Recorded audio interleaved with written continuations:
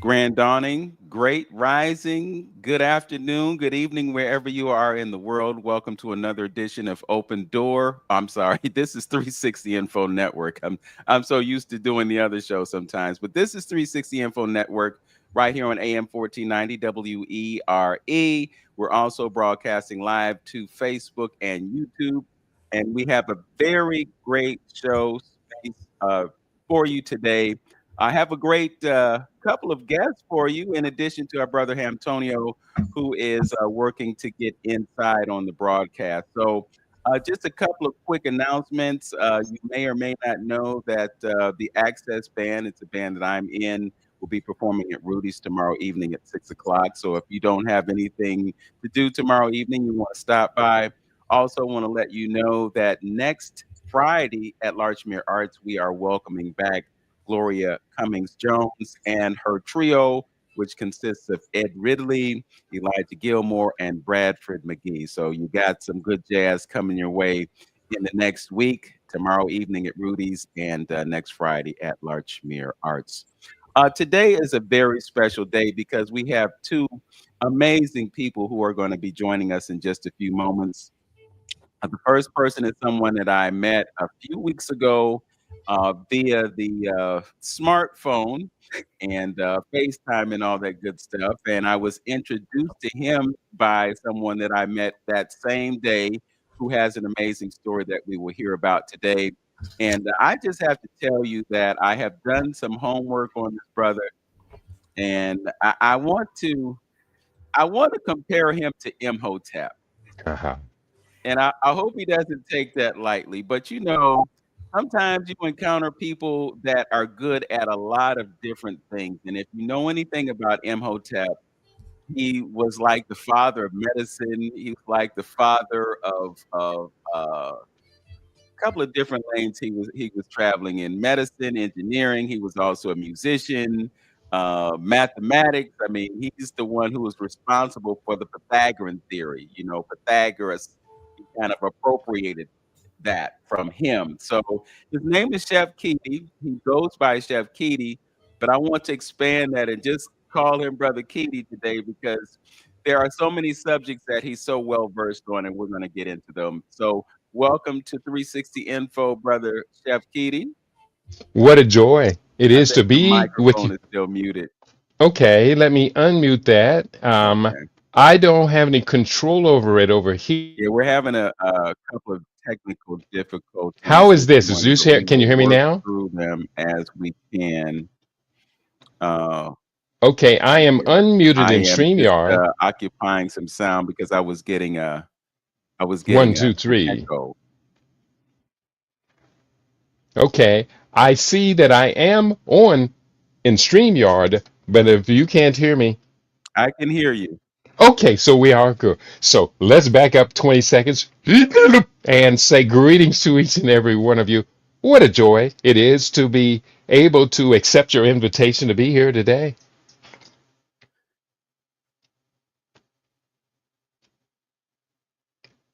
All right. Okay, And I go ahead. now is there a delay in my speaking? Is there a big delay? Yes, there's a delay. Yeah, I'm gonna make some adjustments on my end of things because I really honestly don't know why this is happening. Let's see here.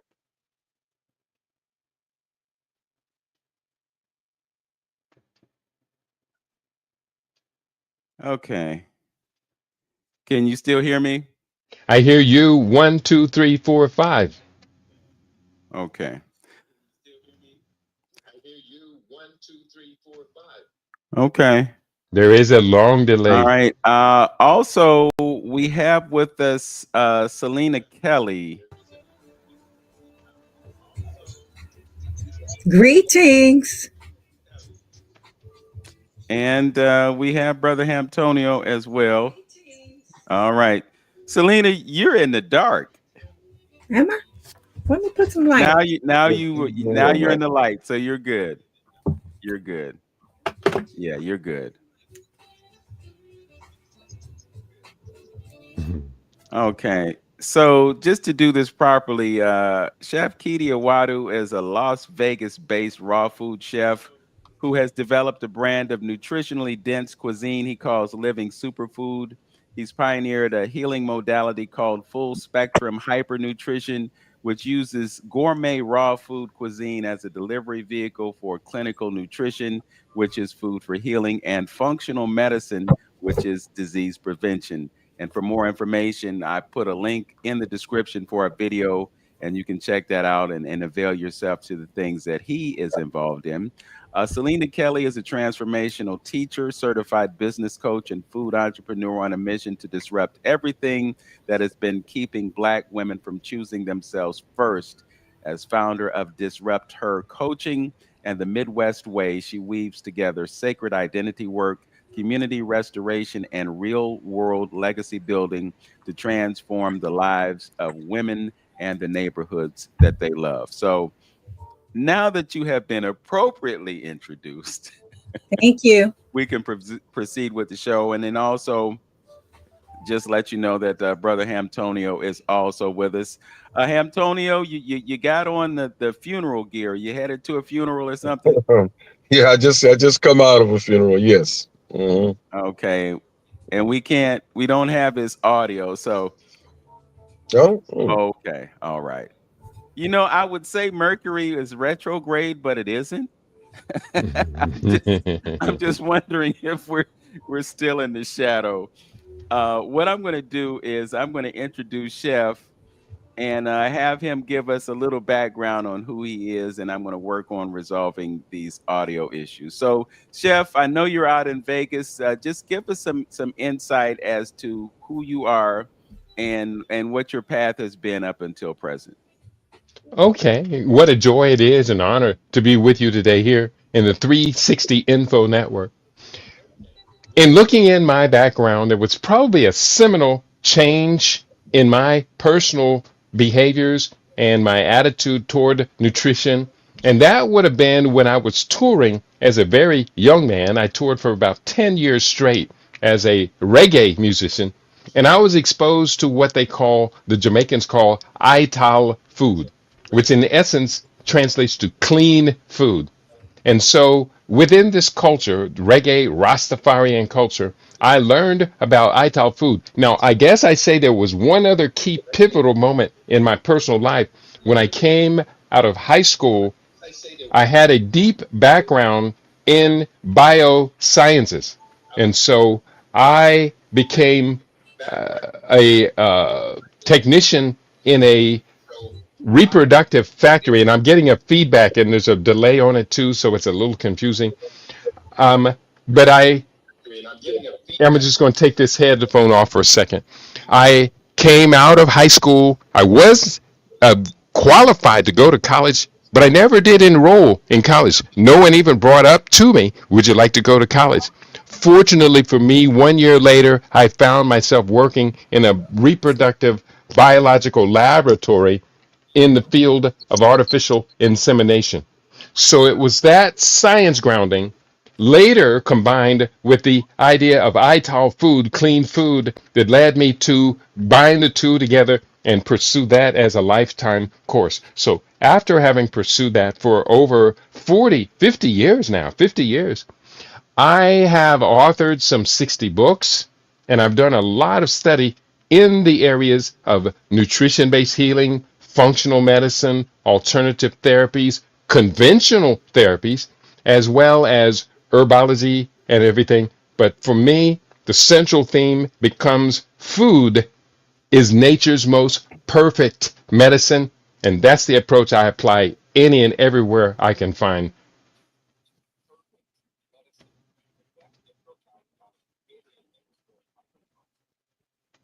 Yeah, that's really amazing that you have been able to see such a transformation.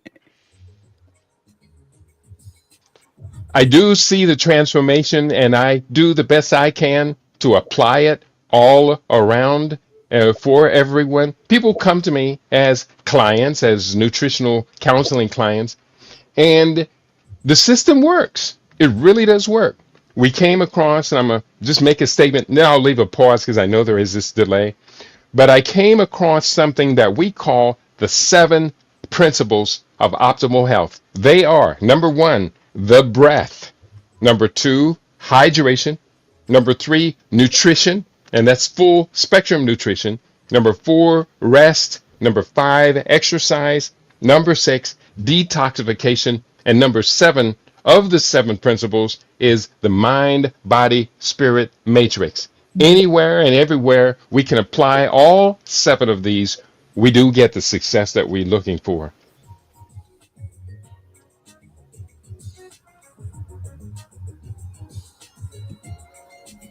That's amazing. We're also hearing music for some reason. I don't know why. Oh, I, I might need to mute. I'm playing music. One moment. I have to get in the vibe. oh, you are? Not, Okay. not anymore. Okay. All right. Well, I'm reaching out to our engineer to see why we might be getting feedback, because this has happened a couple of times in the past few years, and we're going to figure this out. Well, you got a lot of Seems like vibration you're sounding energy good now. on this session. So, Selena, we're going to shift to you. yes. Okay.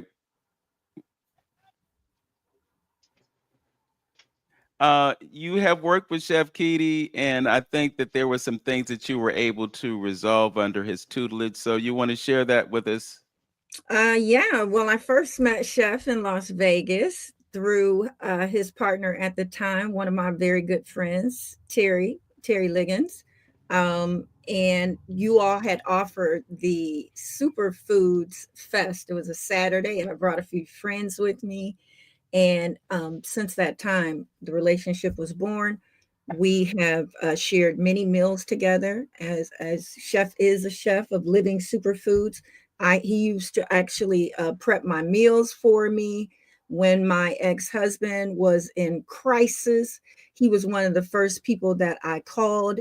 We did a consult with him. We were able to to excuse me, assist him with plant medicines and I and holistic foods and things of that nature. And as far as I know, he's still walking around. I, Hmm. I contribute that to Chef and his teachings. I also recommend him to a number of my clients that I serve because as women, we're typically dealing, especially the woman that I serve. Miss, I got time for everything except myself. We're dealing and holding space for so many except for ourselves, and their chronic conditions or just the need to understand nutritionally how to take care of themselves internally. And so I would recommend them to Chef. And then I recently had my own consultation with Chef. This is the second one. I've had one before. And I recently underwent bladder surgery last week, and I've been diagnosed with a number of things, but it's up to me if I claim them. This particular one was, and Chef, you're going to help me out with this. I think it's interstitial uh, cystitis, which is an inf, inflammation in the bladder.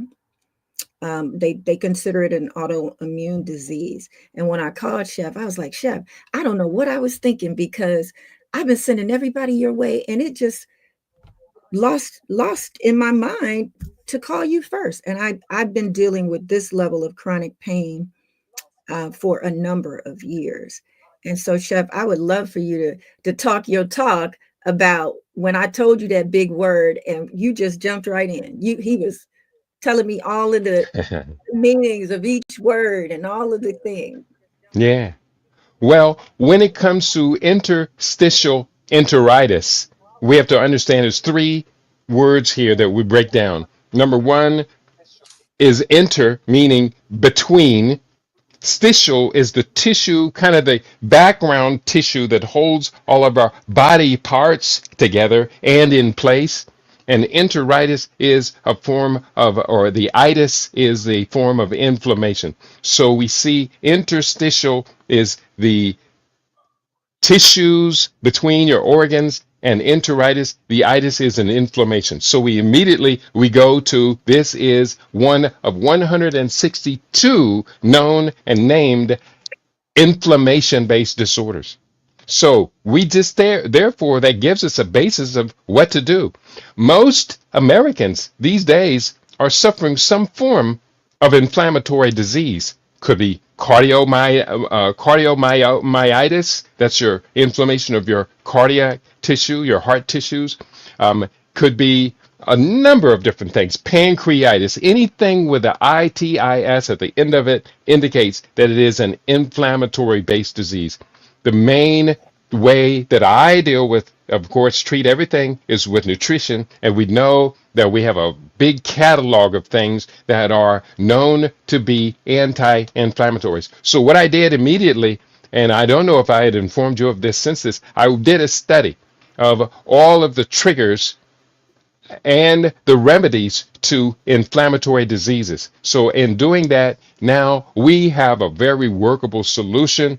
And you and I will communicate later in the day. We'll make sure we get you right on track for your customized superfood solution. Yay, I'll take it. And I already felt like it was customized, so it can get even more customized because you sent me a 10 point inflammation Anti-inflammation. anti-inflammation strategy for me to follow, and Mm-hmm. I'm working the list.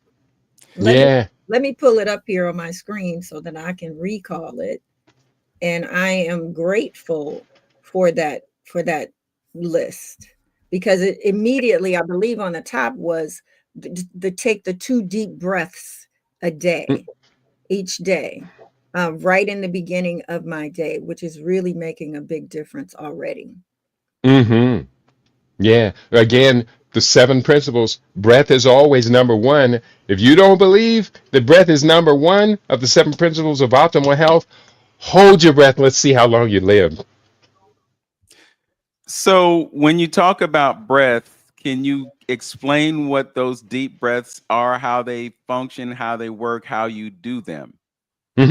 Okay. In the book Living Superfood Research, where the 7 principles first showed up, there were a number of different points about the breath that came to mind. You know that most Americans, unfortunately, most Americans, especially when it comes to black people, most black people over the age of 50 are suffering from some form of hypertension, high blood pressure, a metabolic syndrome disease. And what most people don't know is that you can immediately take control of your hypertension just through the breath. So let's just take, say, box breathing, where you're breathing inside of a box. You're inhaling, say 6 seconds, 5 seconds. You hold it at the top for 5 seconds. You exhale for 5 to 8 seconds, and then you hold it at the bottom for about 5 seconds. That's called box breathing. By box breathing for about 2 minutes before taking one's blood pressure, you are able to lower your blood pressure by as much as up to 30 different points. Now, this is just one of many, many techniques. We do know that when we are having a stress moment, fight or flight, the adrenal glands will secrete hormones into our system to get us ready for a fight. Unfortunately, these same hormones are destructive to the body if we're constantly in this fight or flight mode. So what we do is we use the breath to calm the body. When I'm excited like that and in a fight or flight mode, I tend to stress my breath and hold my breath, etc., etc. Well, we're doing just the opposite, and we find we can get great, great outcome by just using the breath. But there are so many different aspects to all of this, which is why I have, as of today, written some 60 books, and much of which covers what we're talking about. Ashe.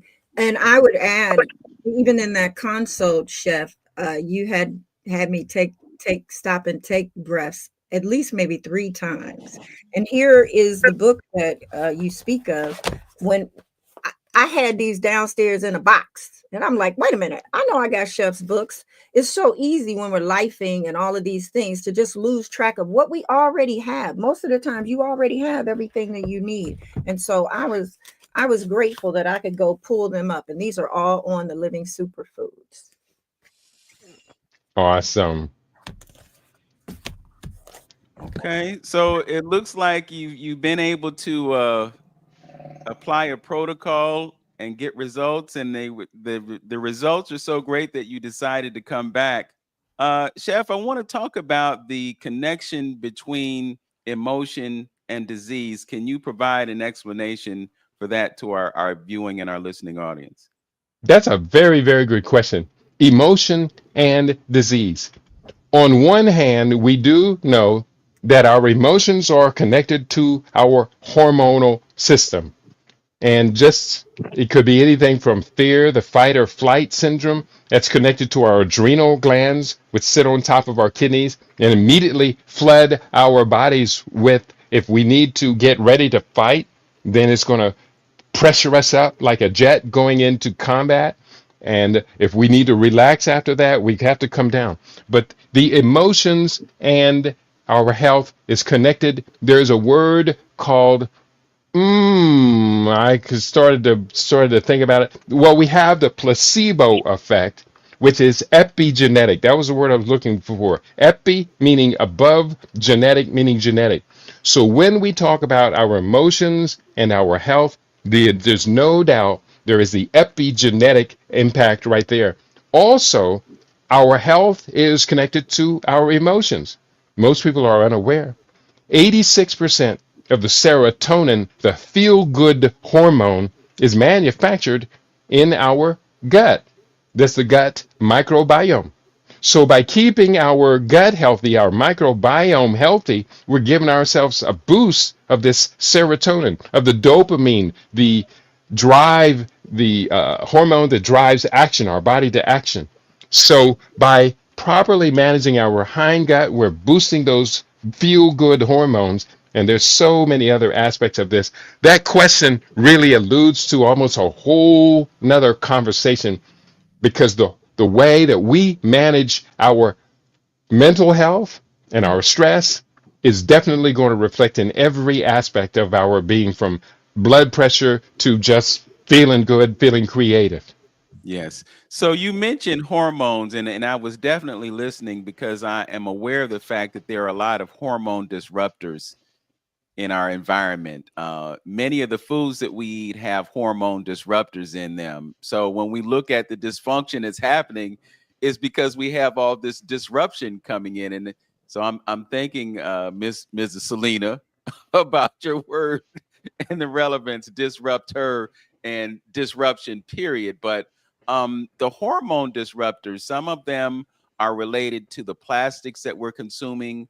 There are hormone disruptors in things that we put on our bodies. For instance, sunscreen has a hormone disruptor in it. So I think you've kind of uncovered a major thing that we should be paying attention to.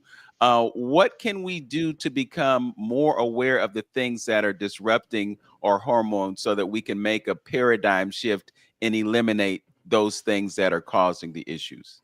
And if I may add real quickly before Chef speaks, that is one thing that he and I discussed as well, because I'm in menopause, post menopause, and I was telling him that, and he jumped right in talking about the estrogen that I am taking, and how it's good for you and it's bad for you. And Chef, if you could allude to that, because so many women that I serve are in all phases of menopause, and of course that's the prescription that we're given internally and externally. Yeah, that's a that's a wonderful subject. It's very complicated. Let's begin with the endocrine disrupting chemicals. You are right. There are at least some 7,000 chemicals that we are now exposed to that did not exist in our great grandparents' generations. And so, therefore, in our generation, these chemicals are causing massive disruption to our bodies. Now, a man exposed to estrogen related chemicals that disrupt his hormone balance, it can Man, it can manifest in a bunch of different ways. It can cause cancer. It could feminize men. And when we talk about this whole issue of prostate cancer and this pandemic that's going on in the background, we're looking at a situation where they are treating male prostate cancer with estrogen related chemicals that a few years ago we used to call chemical castration. When those same chemicals were being given to men who were exiting prison after having been convicted of sexual assault, especially of children, they would castrate these men using endocrine disrupting chemicals. Now we find endocrine disrupting chemicals are ubiquitous. They're in plastics, they're in the food chain, they're in medicines, believe it or not. So we've got to, at a certain point, stop and say, wait a minute, all of this is too much. Let me organize this. And in organizing it, I'm one of the persons out here who studied it for so long. You can come to me now and let's sort this out with you personally. And ultimately, we want to sort it out for everybody because it's very disruptive and it doesn't have to be disruptive. Last point I'll make, if you do not pay attention to the hormone disruptors that are out here, according to two books, there was Rachel Carson's 1963 book called Silent Spring, and then in 1996 a book, or 1992 a book comes out called Our Stolen Future by Theo Colburn. And according to Theo Colburn's later book, you and I, unfortunately, the males in this generation have about half the natural sperm count that our grandfathers and great grandfathers had. It's declined by more than half. And at this point, I think we can see the evidence of it. Many cases of infertility are now male related. Used to be, they blamed them all on the women. That's not true. Well, brother, I want to open up a Pandora's box and say that there is a depopulation agenda in progress right now. That's right. And so there's this fear that there are too many of us being born. And when you look at the continent of Africa and you see that the average age is somewhere around 20 or thereabouts, and Mm-hmm. you look at the counterpart and you look at the fact that the average age of the female is somewhere around 40 and it's past childbearing age. So as a result, the birth rates, they're not more than the death rates. So Mm-hmm. you're seeing a depopulation among that segment of our world population. On our side of things, and I'm speaking to at least three Pan-Africanists on the screen, um, we're not headed in that direction. So somebody's got to do something to bring the population down, because there's this whole fear that we can't feed everybody, which is really untrue because there's enough arable land on this planet to feed everybody. But then we have these competing agendas of controlling populations by controlling the food supply, controlling populations by controlling the energy, controlling populations by controlling their minds. So just flashing back to that fight or flight mentality that you mentioned, that survival mentality, that's one of the things that is contributing to the high incidence of obesity, the high incidence of disease, and all the other things that we are dealing with at this moment. I think it's appropriate for us to not just talk about the problem, though. I think we really need to talk about solutions. And one of the ways that they keep us in the dark is by keeping us away from the knowledge of ourselves. So, Chef, you've done some extensive studies, which is why you can take someone like Selina and look at what the issues are and identify what the causes are and come up with some solutions. Can we talk about some of the ways that we can undo the impact of all these environmental hazards that we're dealing with that lead to obesity and disease? That is the key question of the day. That is why we are all here. We are all bringing a wealth of knowledge, insight, research to the table. But we have to solve our problems. And I do agree with you when you talk about Africa. Everything that you're saying about Africa is so profound. It opens up a door of wonderment when one looks through that door. When we look at the youngest nations in the world, are Niger and Uganda. That's because African women are having babies, and personally, and we have been told all of our life that Africa is overpopulated. But in fact, if you look at the number of people occupying every square kilometer of land across the continent, Africa is underpopulated by a very large margin. While Europe and Eastern Asia, etc., these countries have areas that are overpopulated. Their fertility has crashed, while our fertility as Africans is still maintained. Now, I gotta say, African Americans, when it comes to fertility, have to be separated from Africans because African American fertility has dropped way below replacement rate. Hence the book Fade to Black: The Passing of a Great Race. But I also wrote another book. This very key critical book, because this is the book that's causing the greatest sea change that I am involved in, and that is the book called The Blackest Soil Africa Can Feed the World.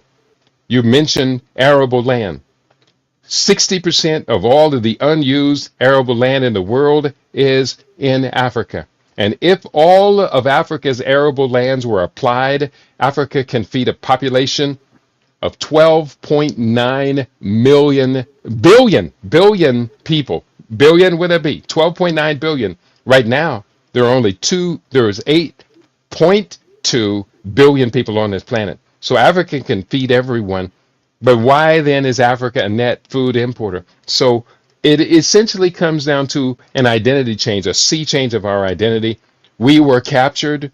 We engaged in what they call the Stockholm Syndrome, where we accepted the values of the outsider as our own values, and even in trying to prove to the outsider that we accepted their values, we kind of went too far. And as you know, some of our cousins, I'll claim them too, have gone so far into MAGA land that they're going to need a radical, what do they call it, drop squad, deprogramming and reorientation of priorities. But I think personally, all of us need that when it comes to food and nutrition, which is why I have concentrated my work where can I get the best outcome from my own research. I think it's in food and nutrition. Okay. You mentioned estrogen and how it's affecting women and men. Can you talk to us about ways that men can increase their testosterone and perhaps also enhance their sperm count? Yeah, very, very good question. Because we have to have solutions. We can't just talk about the problems. What I have produced is in a book called Living Superfood Longevity.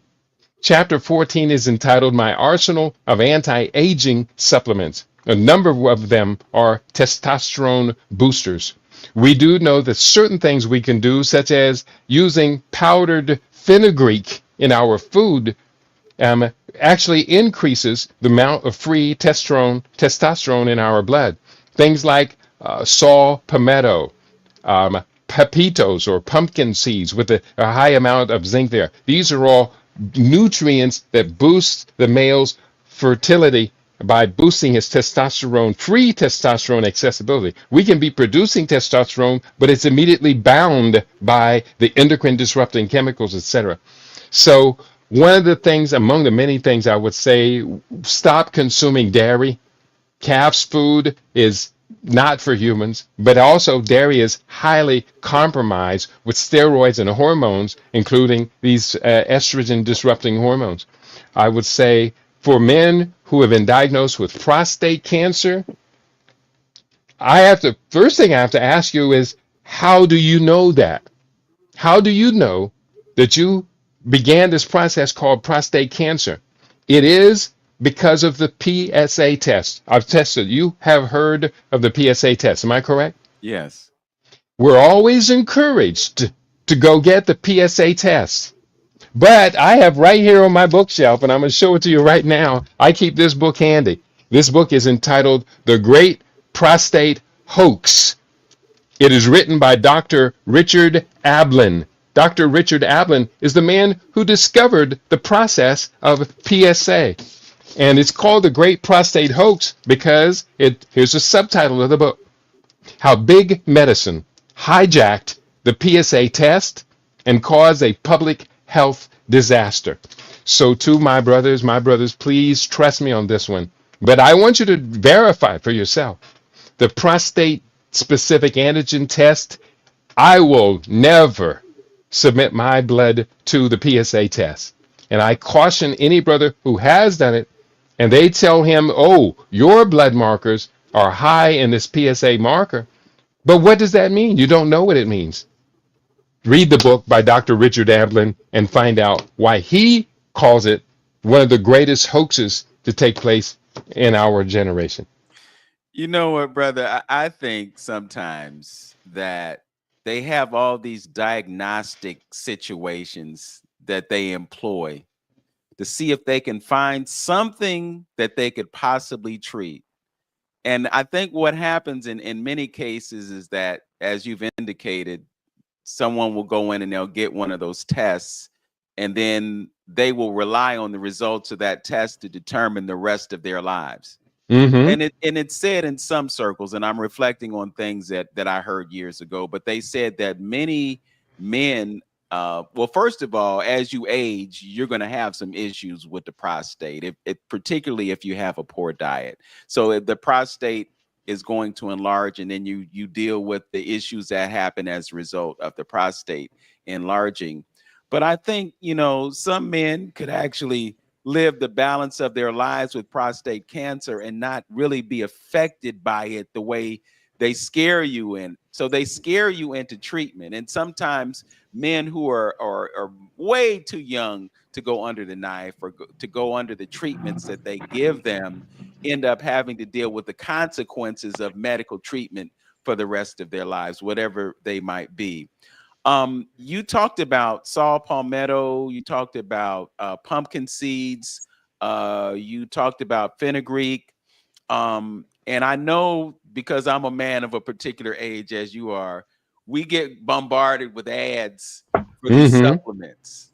You know, Mm-hmm. there are some who say that when you take the supplements, they just basically pass through your system and you don't get the full impact of it. Some of them talk about, well, our product is purer than other products, so they're more effective, and they poo-poo all the other products. But I guess the question is, would it be more effective to consume the foods that have those nutrients in them naturally, or to default to the supplements and think if we pop a few pills every day, we're going to be okay? That's an excellent question. An excellent question. Remember, a supplement is called a supplement. So, by definition, it is only to bolster what you are lacking in your nutrition. Our fundamental strategy is food is nature's most perfect medicine, not supplements are most nature's most perfect medicine. Now, I do have this huge arsenal, and I could point right now to about 40 or so that I keep in a couple of boxes over here. And I do use these supplements. I don't use them every day. If I'm eating real clean, it doesn't even occur to me to use a supplement. But many times I will take them. But yes, you're absolutely right. We want to get our primary nutrition not with supplements, but get it primarily. For most people, that is inconvenient. So therefore, our arsenal of supplements grows depending on that need. But ideally, we would get it all through nutrition. And if All I could, right. if I could All jump in here, supplements ain't created equal. Yeah, sorry. go ahead. Oh, y'all can hear me? Okay, good. Yeah, we hear you. Yeah, okay. I was Yeah, just saying all supplements ain't created equal though. You're right, right. right. Selena, you wanted to add something. Well, I feel like I have a seat at the table on this one as well. Like I said, Mm-hmm. my ex-husband was in crisis, and in that hospital, the first thing I asked the first doctor that showed up, "How do you feel about holistic, plant-based medicine and holistic lifestyle?" And he said, "I only understand science. I get 20 hours of nutrition in medical school. And that was like very telling to me. And the way that Chef and I approached this, because I was like, okay, I got to get my team together.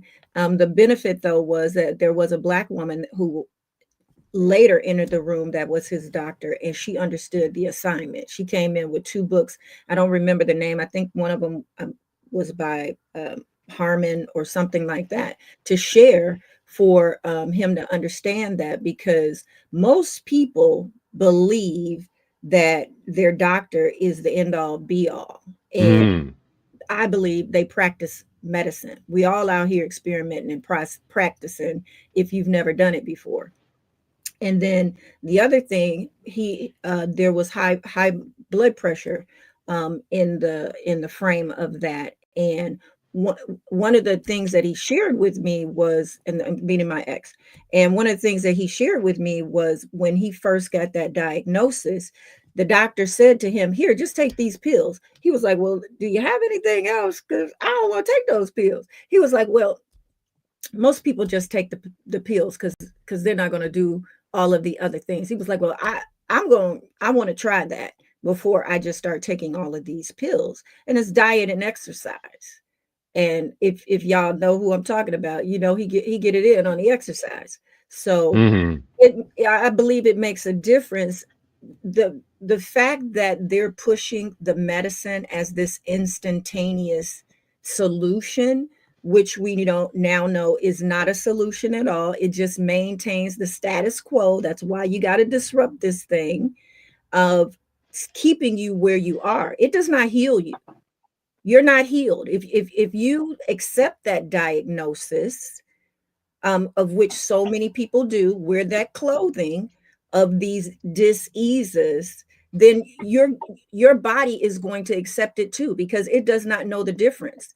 If you keep telling yourself, because you're telling yourself, I'm this, I'm that. So that's why I do a lot of saying, they say I have this, they say I have that, because I don't own that. I see myself as healed. They have made all of these diagnoses, but I'm on the other side of that. I see me healed. I called that thing. I named that thing. And I surround myself with the people that can help me do that. And I think that's very important for men and women to understand that who you are directly connected to and the things that you are consuming, especially in African communities, that these oils and this taste is killing you. Mm. Flavor that they make these foods in are chemically produced, artificial, Mm-hmm. natural flavors. You can look it up. There's over 700 of them on the government's website. Mm-hmm. None of them are produced from any plant. And if we keep putting, and I believe I'm quoting you here, Chef, if we keep putting dead, unnatural, processed things in our body, and I believe that is the outcome of what we see. I was doing that for 47 years of my life. So Mm. some of this and what I'm dealing with. So let me just run down the list to give y'all some perspective and be real here. IBS, all of these syndrome things, right? That was irritable bowel syndrome, Sjogren's syndrome. I have this my portion of it, and these are autoimmune disorders, right? Um, Dry eye, dry mouth, different things that enter cystal cystinocystitis is known as painful bladder syndrome. Mm-hmm. So all of this, most you all don't realize that you are killing yourselves from the inside out when you're putting things in your mouth. There's never this correlation that what I'm putting in my mouth is impacting me. And the fact that, so you're putting these drugs, this medicine that they told you to take that is going to help you and it's going to do all of these things in your mouth. You're now putting the foods in your mouth that you think, oh, this tastes good, I don't want it because it tastes bad. I believe if you decide that you are going to eat to live rather than live to eat, it is a game changer, because food at its core, plant food, which is food that we were given, is the taste in itself is unique, but it's been covered up by all these artificial flavors and colorings, and that we're now seeing, and especially in these states that we're in, this physical, known as United States, most of the food that we're consuming is banned by other countries. Mm. The fact that uh, you can get all of these meals for dollars, these supersized. I don't want it. If I'm paying $1 and get a fry and a burger and a drink, it's costing them nothing to produce it. Like nothing. Like, we got to do the math and start doing your own thinking here. I mean, let's be real here, because we've been hoodwinked, and the fact that we keep believing someone other than ourselves and our internal guidance, you have the power right in your hands to decide that you're not going to keep putting that bull diggity in your mouth. Mm. And I'll also one more thing, right? Part of it is that they believe that you don't want to read. Mm. You don't want to read. You don't want to educate yourself. You better get in these books. Chef then laid it all out, and he done all the research for you. Everybody, check his record, because we need to save ourselves. No one is coming to save you. It is your responsibility to save yourself. It is your responsibility to live your best life, not anyone else's. Well, one of Absolutely. the one of the things I wanted to add in that we need to always keep focusing and understanding. We talk about it, and I talk about it a lot. Mm-hmm. And knowing exactly who you are and what you are and what state of existence that we are occupying right here, and meaning that everything is about energy, electricity, frequencies, and things of that nature. So with the little nutritional classes that I was able to attend and study with some of the greats that was around here locally in Cleveland, they always understood that the mind, body, and soul. And something that stuck with me, that one of my teachers always said, that before real or complete healing to take place, all three of those entities have to be fed. What I mean, the mental, the spiritual, and the physical. You have to work on that as well, because you like you briefly talked about emotions and how emotions affects the body. So Mm-hmm. we gotta make sure we are clean, not just we eating good food, but we have good mental energy that we are projecting, in ourselves and our cells and our body. And we gotta have good spiritual energy as well to go along with that good diet or that good food that you might be harboring, and using. That's why this is, I'm gonna say this is one of the reasons that I had issues at times with churches at the time, Mm-hmm. because they tend to negate the mental and the spiritual part when you're dealing with diet. They would have bad regimes as far as diet is concerned, and then and not really feed, where they would try to feed the spiritual, but they would fall short on the diet part of it. So that's why it's a combination that you have to have. Yeah, I think, to get optimum healing. Let me say it like that: optimum healing. So you have to work on that, because a lot of our church folk would go in and get the spiritual energy, but then go down and get that death energy that you was talking about, as far as the physical is concerned. And I just think you need all three of them firing on together in order for total and complete health. So that's why we pray over the food, because you can change your energy, you can change the dynamics in your body by having the right mental clarity and the right spiritual food as well. Yeah, and if I could chime in, you brought up the mental angle. And, a lot of times we go to the doctor and the doctor tells us that, well, you only got so much time left.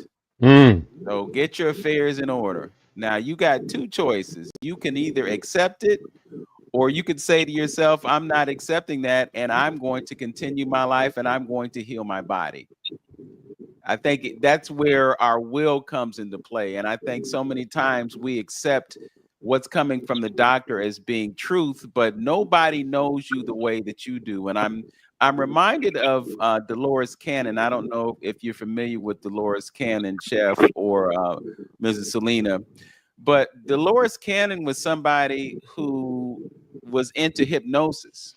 mm, And what would happen is you would suggest to somebody in a state of hypnosis that they were going to heal themselves. And what would happen is Hmm. subconsciously, the body accepted that decision and facilitated the healing. So you don't have to accept someone telling you that you're going to die. You don't have to accept that. You can say to yourself, no. How many times have you heard of people who were told that they would never walk again and they run in marathons? Shay. Again, you have to understand that your body is going to do everything that it can to heal itself. And if you give it the proper prompts, if you give it the right stimulus, then you can see that happen. But it means that you have to change something. So if you've been drinking 4 or 5 cups of coffee every day and paying a price for that, nothing is going to change until you reduce or eliminate the coffee. So there's a mental aspect to this as well. And I think, I was having a conversation with a friend yesterday, and I was just thinking about hypnosis, and the fact that, I've seen guys online. I don't know if you've seen this person, but there's a person who will put somebody in a state of hypnosis and tell them that when I touch you, you're going to have the most intense orgasm that you've ever had in life. And then he will touch them, and that's exactly what will happen. Well, that situation was completely mental because he affected their mind to a point where something would happen as a result of that suggestion. So what I'm saying is you can suggest to yourself that you're going to heal yourself, and it will happen. Yeah. There's so many things for us to put together, but the bottom line goes back to what Antonio said moments ago, and it was about knowing yourself. And the mm-hmm. fact is, we don't know ourselves, which is why we go to the doctor and we ask the doctor, what's wrong? And then the doctor goes through his list of symptoms and things that treat those symptoms, and he'll give us something and he'll say, try this, or she'll say, try this. And if that doesn't work, try this. And so that's why they call it a medical practice, I, because they are practicing on you. well, And you they're never really getting to the cause of the issue. They're just treating the symptoms. So you could take that pill for high blood pressure for the rest of your life and deal with the fact that your liver is storing all the toxins that are in that chemical that you take on a daily basis. And I know you're big on detoxing, Chef. And in the next hour, we're going to talk about some specific strategies for detoxing. But we don't detox. We don't fast. We don't meditate. We don't do any of the things that are conducive to us having a better quality of life. These bodies don't last forever. At some point, they're going to stop working. The lungs stop expanding and contracting. The heart valve stops pumping, and the spirit goes somewhere else. But there are things that we can do to enhance the way our bodies function so we don't have to walk around with the pain, so that we don't have to be pushing the things that we push to get around it. Bruh and sis, it's sad to look around and see people pushing carts so that Mm. they can get from point A to point B. I'm thinking about Chef Babette right now. I'm sure you're familiar with Chef Babette. This is a dear friend. 75 years old on December 7th this year. She dropped down 75 years young. young, and she dropped down to the floor and did 100 push-ups. That's right. at the age I of I go ahead. salute Chef Babette. She is a living example of the vitality and the this absolute vitality that we all expect. Now, I will say, if you allow me a brief moment to brag, most days I do 500 push-ups in 2 sets. 3 sets at the most. Most days I'll do 2 sets, usually 300 in the first set and then 200 in the second set. And that's no pause, no break. So that we have to understand at age 70, I'll be 70 next month, we still have this awesome capacity within ourselves. Now, there is a question in the chat box from Gerard. Did you get a chance to see that? I saw that and I was going to get to it, but I know that we don't have enough time before we go into the next phase of this program. So we'll pick that up. Gerard, I know you need this information, so we're going to get this to you. And we got a few other things that we're going to get to as well. Very We're good. at 11:57 right here on AM 1490 WERE. You're listening to 360 Info Network. Our guests are Chef Keidi Awadu and Mrs. I want to get that straight because you know Mrs. carries implications. Mrs. Selina, and we'll leave the last name out for the purposes of identification at this point. But Mrs. Selena, she is a transformational teacher, and she has a great impact on the sisters who take advantage of something that she is doing, and we're going to talk about that as well in the second hour, Mrs. Selena. So we're not going to forget about your platforms as well. Just a quick reminder as well. We are going to be doing jazz at Larchmere Arts next Friday at 7 o'clock. You can swing by and check out Gloria Cummings Jones and her magnificent musicians. I'm telling you, Ed really is a master of the keyboard. He plays my HA88 Stage 2 Nord keyboard quite well. I don't want to say that I'm jealous, but I enjoy his playing immensely along with Brad McGee on upright bass. So, you know, you're getting the real deal jazz when you come to Larchmere Arts. So we'll swing by next Friday at 7 o'clock. And don't forget, we'll be at Rudy's with the Access Band tomorrow evening. And that will be at 6 o'clock. And that event is absolutely free.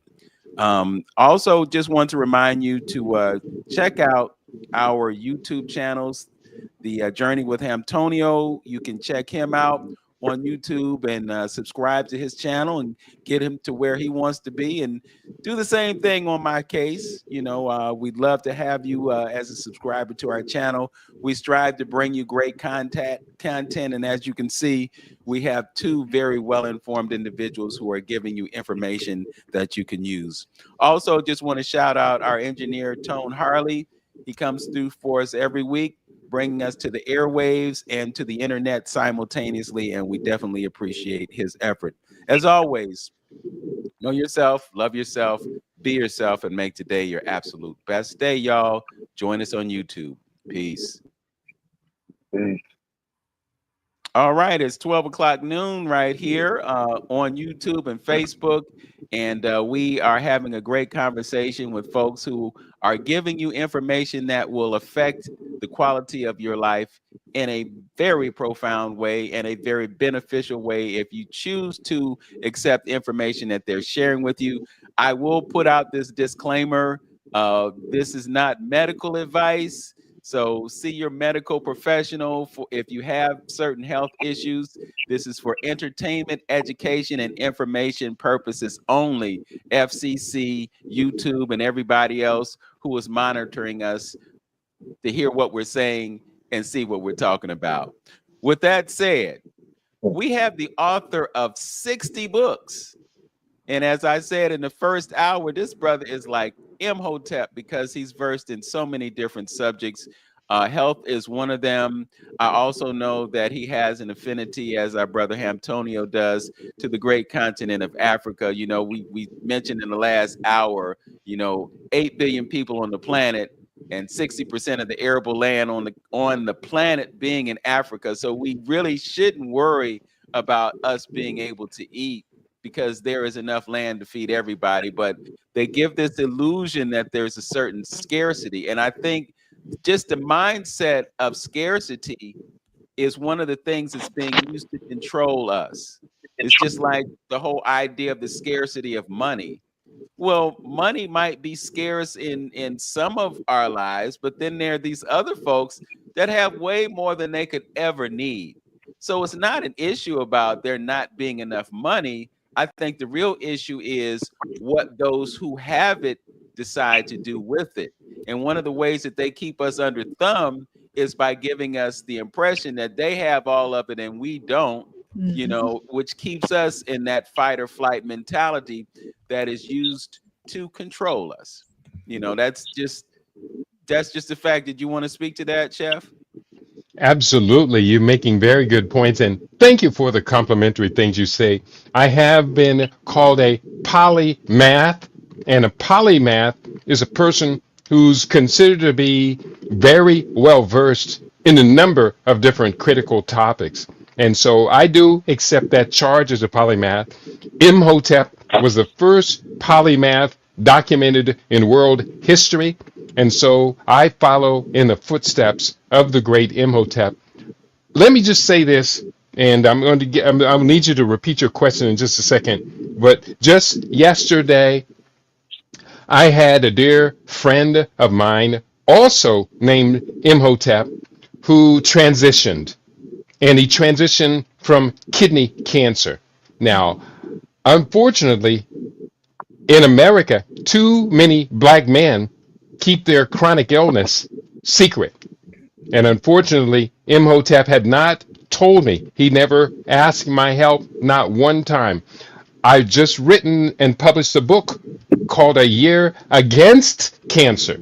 So I look forward to working with cancer patients and suggesting all the things that we have documented can help the body to cure itself. There was this question that appeared in the chat as well. I think this is a good time to get to this particular question from Gerard. He wrote, "Good day, great discourse. What about kidney health? It seems dialysis centers are popping up at every corner. Is kidney failure rampant only in the black culture? As far as I am aware, no, it is not only happening to black people, yet black people have various problems which compound the issue of chronic kidney disease. One thing that we do, I just mentioned, black men especially, will hide their diagnosis from other community because they don't want to look weak or vulnerable or susceptible around other black men, which is unfortunate. It's a terrible habit. We need to break that. But meanwhile, we're going to do the best we can. My friend Imhotep's kidney cancer, there were 20 or 30 different strategies that I work with when dealing with kidney cancer patients, and we're having success. We've had one kidney cancer patient. He's been with me for 4, maybe 5 years, and he's doing just fine. He had one kidney removed because of the cancer. But unfortunately, the cancer came back in the other kidney, and he obviously can't remove that kidney without a transplant, and he doesn't want to. But the beautiful thing is, he came across the living superfood strategies, has been faithfully, diligently implementing them, and now his remaining kidney appears to have been stabilized. The cancer is no longer progressing, and that's the first stage of the healing process. Let's stop the cancer progression. So, Gerard, the problem with kidney disease is it corresponds with 3 other diseases that are rampant in our communities. Number 1, kidney disease corresponds with hypertension, high blood pressure. High blood pressure is rampant in the black community, for which over medication with ineffective medications is rampant. Number 2, diabetes is also rampant in the black community, for which we are being improperly treated. That's a whole nother topic of itself. And the other diseases, atherosclerosis, clogged arteries, clogged blood vessels. When we have the presence of these background metabolic diseases, kidney disease naturally follows. We have to understand metabolic diseases. There are some 10 metabolic diseases. I'm not going to name them all unless you request it. 10 metabolic diseases. But when three or more of them pop up, high blood pressure, hyperglycemia, diabetes, and atherosclerosis, then we have the makings of the cascade. I call this cascade. The metabolic diseases will continue to pile up, and the fourth one of which is progressive nephropathy. We have the abdominal obesity, we have the obesity, we have the high triglycerides. All of these metabolic syndrome diseases are disproportionately affecting us, which is why we are susceptible to disproportionate representation with dialysis clinics. Mm-hmm. Yes. I would also offer that when we look at the emotional connection, Mm-hmm. the kidneys are the seat of fear. And when you look at our population, who has more reason to be fearful than us? Mm-hmm. Can't drive while black. You can't walk while black. I mean, everything is geared towards putting us in a fearful state. So when I think about dialysis centers, I just think about the prevalence of fear in our population and the connection that might have. And then also it's the medical practices. They're not going to give you information to heal your kidney. They're going to do just what they did to your friend. Say, well, we'll just take the kidney out. That's the allopathic method. If it don't work, take it out. We'll Yeah. replace it with a pharmaceutical drug or something that you have to do for the rest of your life, and then you're stuck. But then what about healing the organ that's not functioning properly?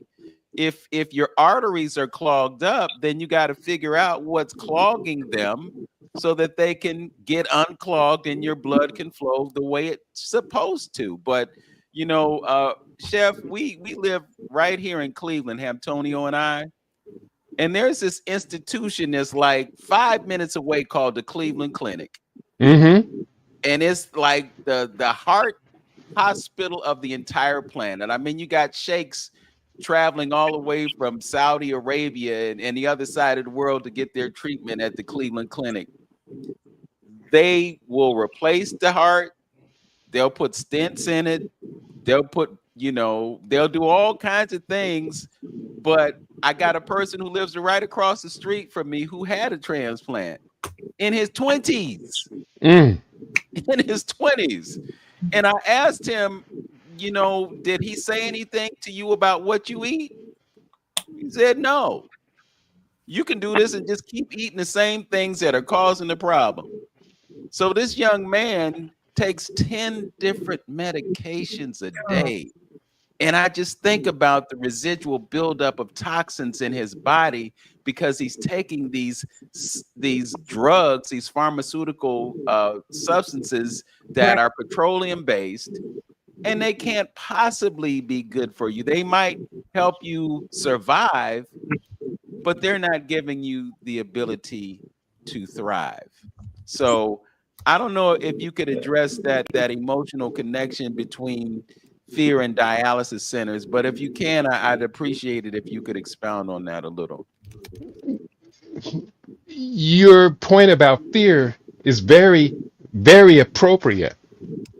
We're overwhelmed, and being overwhelmed, fight or flight syndrome. The kidneys and the adrenal glands are attached to each other. There are two kidneys, two adrenal glands that sit on top of the kidneys. Why? Because that's the adrenal gland's fastest way into the bloodstream, and it uses hormones as communicators to be able to communicate throughout the body instantaneously. I mean, with fight or flight syndrome, you're driving on the freeway behind another car, the car's brake lights go on, and instantaneously you are able to your whole body reacts to those brake lights because this is a survival mechanism. Never, though, have we ever lived with so many triggers of fight or flight. Even triggers from the television shows, from the movies we watch. You're sitting there anticipating, waiting for someone to get in trouble and a killer or a gun to come out and disrupt the scene, and you know it's going to happen. Your body goes into fight or flight modality. So fear is undeniably a major operator in all of this. The thing about it is can we live beyond the stress of fear? Yes, we can, but it must be very deliberate, and we got to be real precise of how we're going to overcome this overwhelming thing called fear-based fight or flight reaction. There is a one process in the body. It's called the renin-angiotensin process.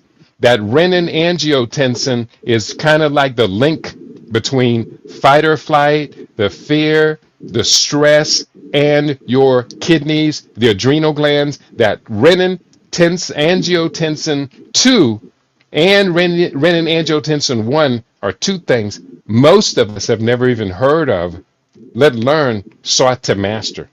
Mm. How about kidney Yeah, stones? well, one of Some the of things, us uh, have a propensity to suffer from kidney stones. And Ham Tony, I'll turn the mic over in just a second. Um, those of us who deal with kidney stones, can you suggest any strategies for perhaps eliminating the cause of them? The cause of kidney stones is calcification. The calcification of these matters, these bits of matters that pass through what are called the glomerular vessels. These are the tiny tubes inside the kidney that actually where the filtering of our blood takes place. These tiny tubes are like capillaries. They can become clogged and therefore malfunction of them through the clogging of these glomerular tubes causes what they call progressive kidney failure. The more they're clogged, the more your kidneys function at lower levels of filtration. That's the same thing as atherosclerosis, where our tiny capillaries and blood vessels are clogged as well. So once we understand this, we can begin to decalcify our organs. But the problem you're talking about with kidney stones, that's calcification of the kidneys. And from my understanding, it's a very painful condition while these sharp crystalline rocks try and pass out of our kidneys through our glomerular and other exit parts where we urinate. It's so hard to get rid of these, but it can be prevented, no doubt, through nutrition. All right. Antonio? yeah, again, I just want to bring up about us, just looking around and seeing we are we satisfied with what we've seen. In the substance abuse arena, what do they say always? You first got to recognize a problem before healing can take place.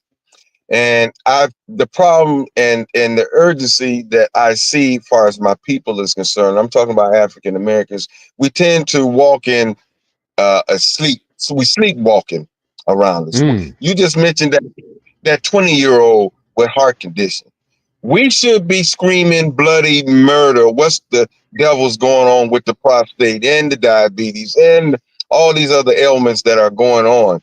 We can't be lured to sleep with what's actually going on. I mean, look around you. Are you happy with what you're seeing? The elderly or older people, 70, that's not really old. When you look at, mm, look at things and look at the certain populations around the planet, 70 is not old. You look at the Russian Georgians that's living to be 120 years old, from the mineral intake that they take. So if you're not happy with what you're seeing around you, you see all this pathology all around you. You see all these hospitals that are adding new wings, that are getting a facelift. That's a lot of pathology that's going around. So we need to be doing, like the sister said earlier, we should be studying and doing our research and knowing our own physical, because evidently we are doing something wrong. And that is a statement and a cause for you to have some action and do some action and do some research. We can't just lollygag and go along with what we see. So we should be open to what other folks maybe that has the credentials just trying to bring to the table as far as our health is concerned. So recognize the problem, see what what's going on at this particular time, and do some research in reference to what's going on, and know yourself, know how these particular different systems in your body work, so you can do things and feed them nutritionally with the and optimize, your food and things that is necessary to keep you healthy. So I just think we walk around, and we got to understand our biochemistry is different. It's starting to come out. I used to preach this long time ago about the instrumentation and the calibrations of our hospitals being based on the white male and white female. We need to understand it, and that's knowing our biochemistry and knows what works for us as African Americans, and even living in certain regions that affect you being African American. Up here in the North, it's not good for us. We need the vitamin D, so we have to supplement. So we have to know ourselves and know our bodies, and I think that would be some of the keys to our freedoms as far as reference to our health is concerned. Ashe. Shay, Chef, I visited your website and it's got a photo gallery and you've got all this food on that website. And it seems like I could be wrong, but most of it seemed to be raw. And I have to tell you how excited I was to see that because, when it comes to eating, when we go to eat out, many times we have to accept a compromise. I could go to a vegan restaurant here in Cleveland and then find out that they're frying stuff in canola oil, which I know to not be healthy for various Mm-hmm. reasons. But I looked at that food and I'm thinking of this brother who might be in South America or Ghana or whatever. He's an elder, he's got white hair, he's probably in his 70s. He's in fantastic shape and everything. And Dr. Reese Latham, I know who you're talking about. oh man, when I see those see those videos, I'm like, man, what heaven it would be to be able to experience food like that. And I think you're kind of plugged into that. I have a good friend who was diagnosed with prostate cancer, and he went to the doctor, and the doctor said, "Well, we can get you into surgery tomorrow." And Mm, he's like, mm, "Hold up, mm. wait a minute, let me think about this." And so what happened was he didn't come back the next day. He went raw vegan for 30 days. He came back to that same doctor, and the doctor said, "What happened?" Because the cancer was gone. It was gone. It was gone. You know, Now you understand why the doctor had such a sense of urgency. Get him into surgery. Get him into our matrix. Once he's in deeply in our matrix, we've got him. And unfortunately, they're capturing black men. It's almost like slavery days. The slave catcher is catching our people. Could we ever imagine that the slave catcher would turn out to be a doctor capturing our sisters with diabetes and hypertension and hormone replacement therapy and capturing our brothers through the prostate? You did mention the food. Do you mind if I just take a few pages here? I put up some of my food for the screen. Do you mind if I share this please, one sec? please do. Please Okay, do. I'm going to go ahead and click this. This should push this on a screen. Now, it's playing picture in a picture. Are you seeing it come up on there? I'm getting ready to pull it up if I can. Okay, Uh, here, let me stop what I'm doing. Okay, it's playing picture in a picture, but I'm trying to get it up on the screen. I think you will be the one to put it in the show. yes. And if not, I'll just describe it. But Selena, you can testify. We do the first Saturday raw vegan feast here in Las Vegas, and the pictures are spectacular. Most people are really surprised to come to a single dinner where I'm serving between 30 and 40 different menu items. But I just love doing it so much. I want to share this with the world. Okay, we'll That's try how we to met. share it now, see if I can pull it up. Go ahead, Selena. I was going to say that's how we met. I attended one of his living superfoods back in Las Vegas. That might have been 2017, 2016. Mm-hmm. And it's amazing. I probably have photos on my Facebook page that you can run it back and find them as well. And being there. Yes. Yes. We got it. And Yeah. Now, if you're having a hard time getting that, I may be able to put it up instead of my face, or we'll just tell people to come back later and we'll put the portfolio together. But it's a wonderful thing that we're sharing, and we love having you over, Selena. We loved having you over for the dinners. I'll be there. I'll be there soon. I am. There So I noticed you go. there is some cooked food on there. So you're not completely raw, but I would have to imagine that you consume a great deal What of what raw do you, foods. what do you believe is cooked on there? Nothing on there is cooked. Oh, There I thought is I some rice some Oh, I that's rice. see. there. I And I see. think the rice is the only thing that's cooked. Yeah. There's the untuna that's not cooked. The crackers, the round crackers, where those are of course store bought. But then there are some square crackers down in the corner, and those are my own raw vegan crackers. I'm gonna just turn a few pages on this, and you let me know what you think about what you are seeing. This is, of course, the same plate, all the different foods. I just love eating like this. This is like normally what I would eat every day. It's got the couscous tabbouleh in the middle. There's my potato salad, which brings all the girls to the yard. There's a raw green pea salad. There is crackers, flax crackers, blue corn chips, and the cauliflower what do we call the cauliflower?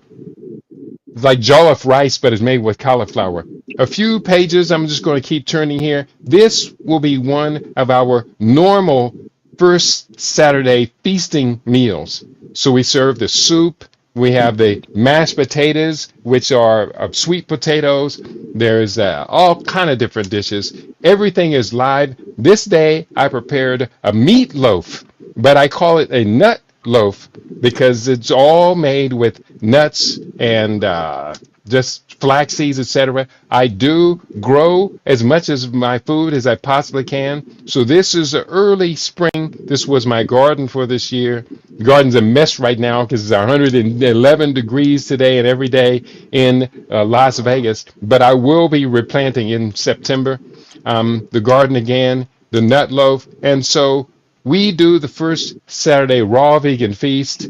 If anyone is in Las Vegas, we do encourage you to text me and you can be invited to our feast. We'd love to have you. It is undeniably a celebration of the best food we could possibly eat. Okay. So obviously it's not completely raw. It all depends on who you listen to.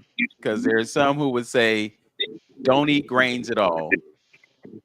No rice. Some say white rice is better than brown rice. Some say brown rice is better than white rice. Some say black rice is better than all rice. And some say the wild rice is the best of all. I think ultimately it just comes back to what is best for you because one thing is not good for everybody. And so you got to do it on a case by case basis. But can you talk about the importance of not necessarily defaulting to, but leaning more on the raw foods and the whole foods versus dealing with the processed foods? Because most of what we eat is processed. For instance, and I think Selena, we may have talked about this in another situation, but you could go to a place like Popeyes or Chick-fil-A and get a chicken sandwich that has like 80 ingredients in it. You know, when you look at everything that goes into the bun and you look at everything that goes into the coating on the chicken, and then you look at the chicken itself and know that there are hormone uh, disruptors in the chicken itself, you're taking in all these chemicals, but this is the predominance of our diet, which is why we deal with so many of the dysfunctions that happen in our bodies.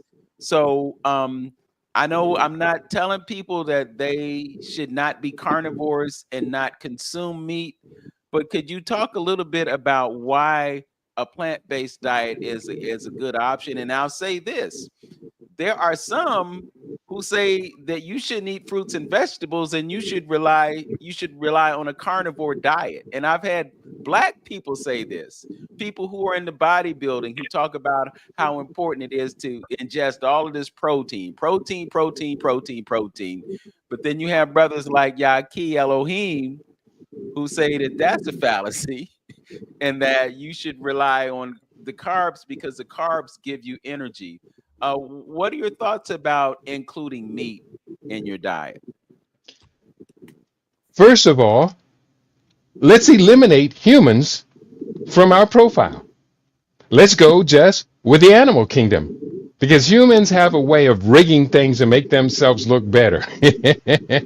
We're going to go to the animals. And we're going to weigh carnivores versus herbivores across the animal kingdom. Then we could ask the question, would we prefer to be with the carnivores or the herbivores? The largest herbivore on the planet is the African elephant. The largest carnivore on the planet is the polar bear. So the African elephant versus the polar bear, their longevity ratio is 325 to 1 or 3.25 to 1 for advantage elephant. We could look at primates. The gorilla is primarily all herbivore, while the chimpanzee will eat meat, but the chimpanzee eats meat under stress. Under stress. So when we look at those animals in comparison, the gorilla outlives the chimpanzee by, I think it's something like 20 or so years. Crocodiles, reptiles, the longest living animal that we know of on the planet is the Galapagos tortoise, living to be, I think, 172 plus years. While the longest living large reptile carnivore is the African crocodile, which lives to be in good ripe old age of 100 years, but that's significantly less than the Galapagos tortoise, which lives to be 172 years on average. The bottom line, we could use birds. We can just use birds from Africa, comparing the carnivore from Africa, the vulture, which eats rotten meat. Compare that to the African gray parrot.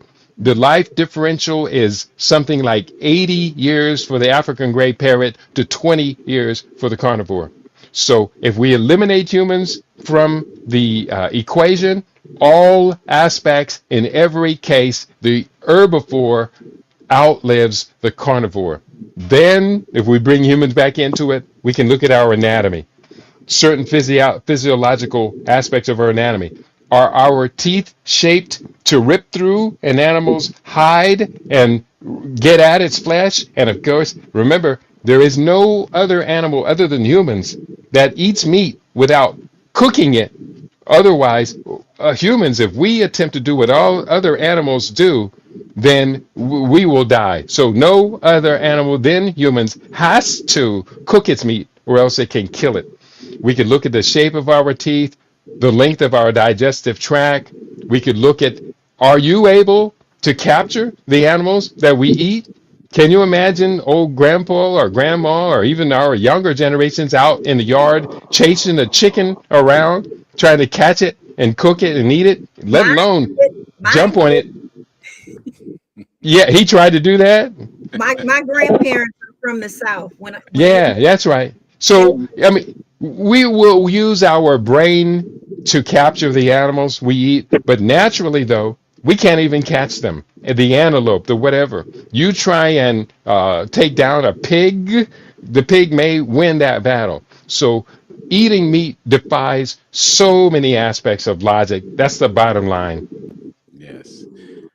I'd like Selena. to weigh in on this. I've been holding my peace. I got Okay. one, Mm-hmm. 3, 4, maybe 5 points that you've all discussed here, and I'll run it back. So, the meat in the diet, as well as Chef, you already touched on it. The dietary aspects. We're the only humans that eats another animal or drinks another animal's milk. Cow milk is for calves. It is not for human consumption. And the programming that they had a whole slogan, got milk, you know, I have lived with that all my life. And and not being able to consume another animal's milk. And thank God my mother didn't feed us milk when we were babies. And so I believe now folks are starting to understand. There was a saying when I was had my son, why are these children so big? Because when I was growing up, I was a little tiny thing. I didn't have big breasts and these big behinds and all of these things. It's the hormones that happen that are in the food that we're taking on of the animal, as well as the chemicals and the pesticides and things that they use in the treatment to bring it to market and for it to stay in the stores preserved for so long. So we have to really start looking at that. If you just educate yourself. You got the little thing in your fingers now. You can just really get more knowledge. Knowledge is going to save your life, first of all, with respect to that. And if you decide that you must eat meat, it is not the main item on the plate. Mm. It is a delicacy. It does not need to be consumed in that manner. And you need to be asking yourself, be thinking about, why do I like it so much? Some of this food you are addicted to. They call it short-term energy relieving behaviors. Anything that you're addicted to that you are not having in moderation. Moderation is sometimes. It is not every day. It is not every week. If you're on a regular regimen of that, that is probably too much. The other thing, Brother Hamtinio, I Yeah. apologize if I misspoke your name. uh, Antonio, yes. And you touched on beliefs and the church. You on my street now because our beliefs and what we have been taught since we were in this world around religion in this world, Western culture that we are in is what holds a lot of us hostage. And once you start going inward, which I talked about earlier, and start getting your own understanding of you, it's conflicting with what you've been raised on and what you've been taught and all of those things. But understand that a lot of that is out of scarcity, fear, keeping one safe, and it gets passed down for generations and generations and we're not in that space anymore. Like everybody has access to all of the information. So do your research. Do what your understanding allows you to understand about you, because it is the only thing that knows you better than anyone. Anyone. So I want you all to keep that in mind. And then Brother Gerard asked about the uterus and fibroids, right? I walk this path. Anything that I'm sharing with you, I have lived it. This comes from a lived experience. I'm not telling you somebody else's story. I'm telling you my story. So understand and hear me well.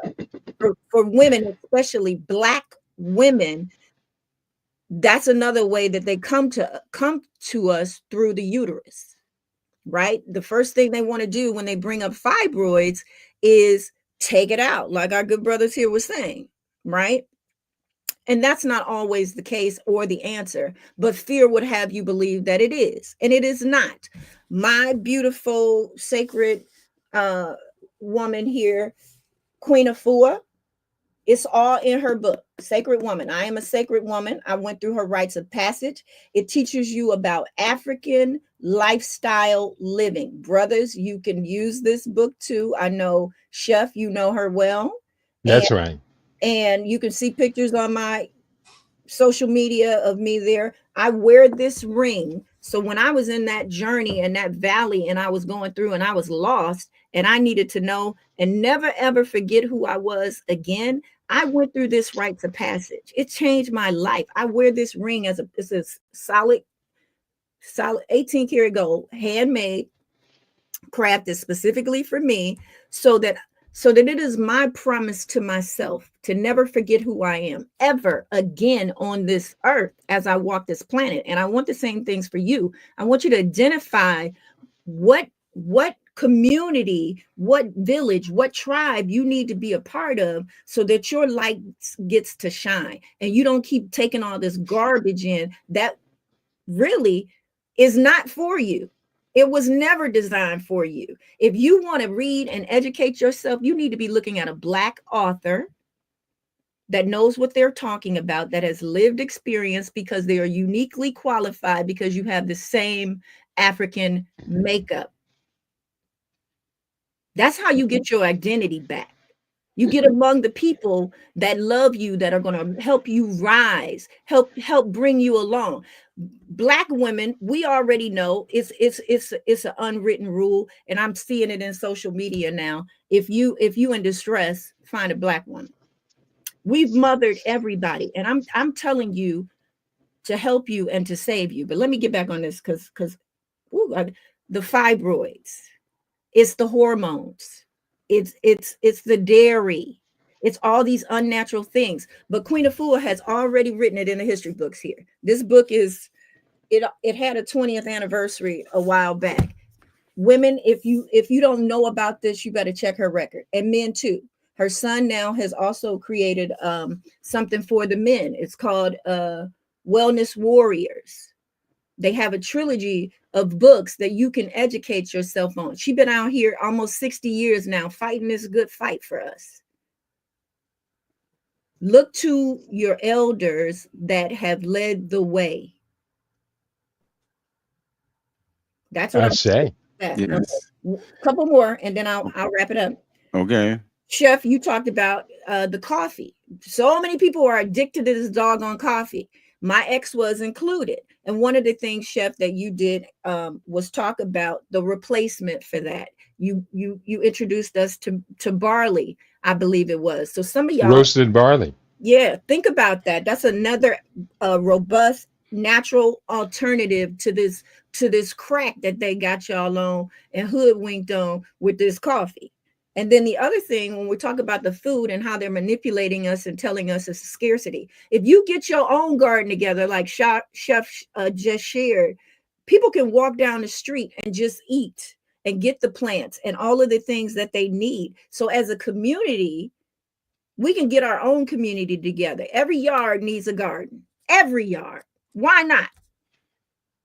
You I'm done. know, Mrs. Selena, I went for a 2 mile walk this morning, and I walked through Glenville, which is the community that They I got a live big in. garden area over there too on Coit, right? Well, that's closer to East Cleveland, Okay. but I just had a thought. And as I go on these walks, I see all these plots of land that have been cleared out. Houses gone, bulldozed, knocked to the ground, put hay on the ground, the grass starts to grow, and all of a sudden now you got a field. And I was thinking, a revolutionary thing for us to do would be to plant some fruit trees on these empty lots. Absolutely. And Let, then let me know when you need me to pull up. I don't think that that's what they want. I think their plan is to clear all these plots and build $400,000 and $500,000 houses on them. So eventually they're gonna knock the tree down and take away our food sources. But I think that it is important for us to grow food when we can, because the best food for us is the food that is growing in our environment. Absolutely. That it's been documented that we should eat locally as opposed to eating this food that's imported from all these other places, because part of the issue with importing these foods from all these places is they implement measures to preserve the food. Right. I don't know if it's urban legend, if it's conspiracy theory or what, but there is something called apeel. I'm sure you've heard of it, Chef. Have you heard of apeel? APO. Spell that for me. APEEL. I've Supposedly, heard. Yeah, yeah, I've heard of it. Isn't that something that their Microsoft's founder Bill Gates is involved in? And A-peel is now some sort of a waxy coating for our fruits and vegetables, Right. Exactly. and it's Lord have intended to And make the food last a long time right. on the shelf. But Right. that's contrary to what we're intending. With living food, we intend for the food to process into the body quickly. So if it's lasting long on the shelf, that's the exact opposite of what we want to do. Right. And I have to imagine that there might be some endocrine disruption going on with this coating that they're putting on fruits and vegetables to preserve it. But the point is, if you grow something locally, if you grow it yourself, you're not going to put a peel on it. So No, you know, based on the fact that you cultivated this food, that it doesn't have the same dangers that this food that's being brought in from other places, grown in California, shipped all the way to New York, and it's got to last that trip, and it's got to last a life on the shelf. You know, it's really just amazing what they're doing with food now, right. and things that we don't know. I'm sure at some point in life you may have seen that movie Soylent Green. yeah, critical movie. I think all of us need to watch that movie. Right. The bottom line. Do you want to give them the punchline? The Go last ahead. line of the movie. Go ahead. The last line of the the investigation reveals that the Soylent Green factor, we are eating our old people that are being disappeared. Now we find out they're in the food chain. They have entered the food chain. Good Lord. I brought that up, but I want to rewind a little bit and talk about something that Mrs. Selena brought up, and that is the fibroids issue. Because with the fibroids issue, many times the solution is hysterectomy. Yeah. Their solution. Yeah, And there's when they do that, what they're doing is they are harvesting, just like they harvest melanin, like they harvest organs. And all these folks are disappearing. And I might be treading on some thin ice right now. But just think about it. Is it possible for them to grow enough cattle to make all the McDonald's hamburgers that they're making on a daily oh my basis? Lord. Where is all this meat coming from? And now that they figured out how they can create meat in a test tube lab or in a test tube or with a digital printer or whatever they're doing to create these synthetic products that are supposed to mimic meat, we've got Impossible Burgers, Beyond Burgers, we got all these synthetic forms of meat. And, they try to make it seem like they're doing it because they want to save the planet, Mm-hmm. perhaps because they want to make better use of the land to grow fruits and vegetables instead of growing things to feed the cow so that we can get the meat. You know, it's just amazing to me how dysfunctional this whole system is, and we go along with it. I know that back in the day, we didn't have rows and rows and rows of produce. If you listen to what Dr. Sabi shared with us, he was like, no, you eat what's around you. But because we're so uninformed, there are plants growing around us that we don't even know that they have nutritional properties. We put chemicals on our lawn to kill the dandelions. And the dandelion is one of the most powerful plants that we That's could right. ever use. It's like they take away our knowledge of ourselves, our mental state, our physical state, our spiritual state. I don't want to necessarily go down the rabbit hole, but in so many ways, they use religion to separate ourselves from our own personal knowledge. That's where I want Mm-hmm. to go, right? We So oh go ahead, Selena. I know you want to jump on it. I believe we touched on this a little bit. The thing about religion, right, is something that you do religiously. And a lot of times in the Black and African communities, we want to belong, but it's group think. You have your own mind. You have your own mind. And if you are wrestling with the fact that I believe, because this is me right now, I don't believe the story of Jesus at this time. As I get higher in my consciousness and understanding of who my God is, who my mother, father God is, it is clear to me that the relationship that I have with my God is because my God knows me intimately.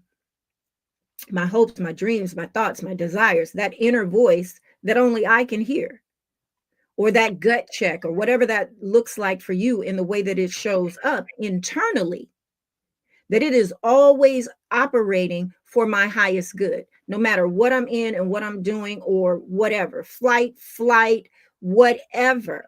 And when you don't honor that, you betray yourself. And the more that you betray yourself, or you tell yourself bad things, let your mind run away with you and all this, I'm not this, I'm not that. I am is the most powerful thing that you can do. It calls Ah, everything into manifestation. And when you tell yourself, I don't remember, then you stop remembering, because your mind believes what you tell it, right? We've been having that conversation. Say, reframe that. I don't recall. I don't recall. And your memory will start coming back. You're the most powerful thing in your life. Treat yourself like that. Be kind to you. Talk nice to you. You talk nice to other people out on the street. You playing nice because of church, right? When you're suffering. I when I was younger, I did not understand that, because on the outside, as a young person, to me, it looked like what my grandmother would call putting on. It looked like you would be one person on Sunday in church and you're a whole different person the rest of the week. Walking that walk is who you are. It is your character. It is your belief.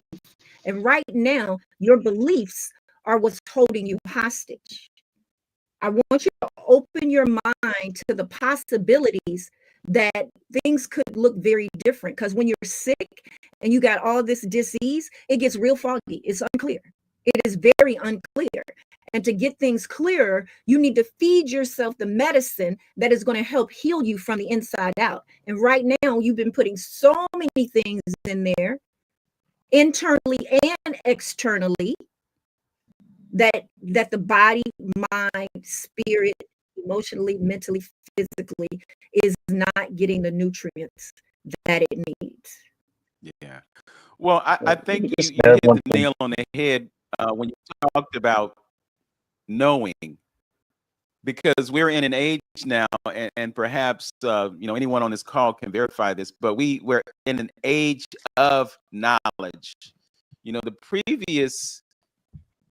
The previous age was one that was based on belief. that's right. That's what the Piscean age was all about. The symbol of it was the fish. Christianity was like, the poster child of this age. But there are some, and I'm not going to definitively say that we're in the age of Aquarius, but there are some who say that we are. And if that is a possibility or a Mhm. reality, it is an age that is based on knowing. The mantra of the previous age, the age of Pisces, was I believe. So we will believe in the story that you mentioned, because it is mythology. I mean, nobody can say, okay, where here's his toothbrush. Here's what he used to watch. Where is the And let evidence? me, if you don't But mind, we believe that this happened based on what Faith. we have right? been told. But what many of us do not fully comprehend, I'm not going to use understand, I'm going to say comprehend. What many of us comprehend is that book that so many people put so much weight in is misunderstood. The 33 lives or 33 years correspond to the 33 vertebrae in the body. We don't match the numbers up with their significance. What is Christos? We don't know about that. We don't know what Kundalini is. We don't understand those things. We just go to church every Sunday and accept what pastor tells us. And then after the sermon, we go down in the basement and we eat some pork chops and some collard greens with hog maws in them that we prayed over. And we're living by grace, but we're not living by the knowledge of how our bodies function and why that stuff shouldn't be in our bodies. You know, so we have to, I guess, pivot to getting to a place where we know what we know, and it's not just about what we believe. And I'm not saying that there's anything wrong with believing.